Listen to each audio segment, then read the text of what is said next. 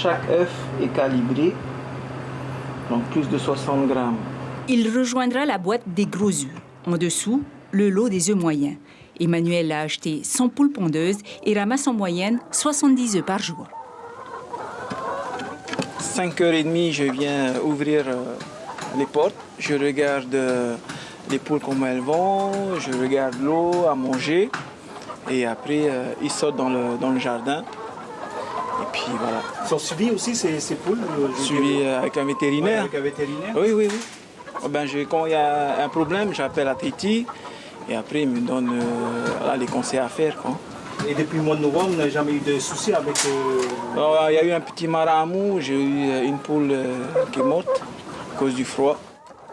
Ils sont 3 éleveurs de poules pondeuses à Ronguirois. Je m'approche des magasins et puis des particuliers. Voilà. Et la plupart des clients que vous avez, qui sont les commerçants? Plutôt les particuliers.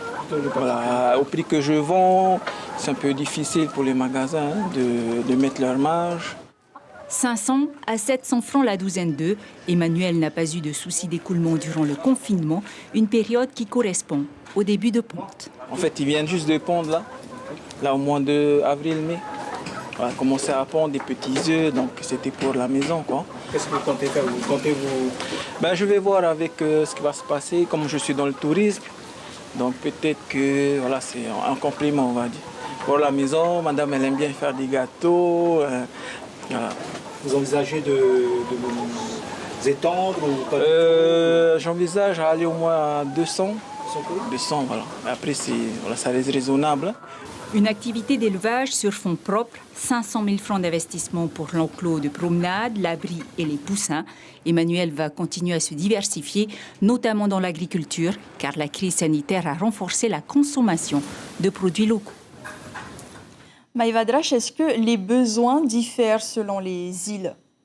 Est-ce que les besoins diffèrent selon les îles en termes d'aide alimentaire? Oui, est-ce qu'en habitant à Tahiti, il y a plus de demandeurs qu'à Ayatea ou à Moorea? Alors nous, on s'occupe principalement de Tahiti.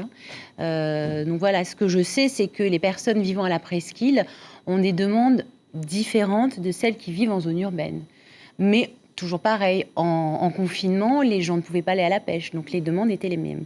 Après le confinement, effectivement, les demandes deviennent un peu plus différentes, comme en épicerie solidaire. C'est-à-dire que les confitures, par exemple, c'est un produit qu'on propose en épicerie solidaire.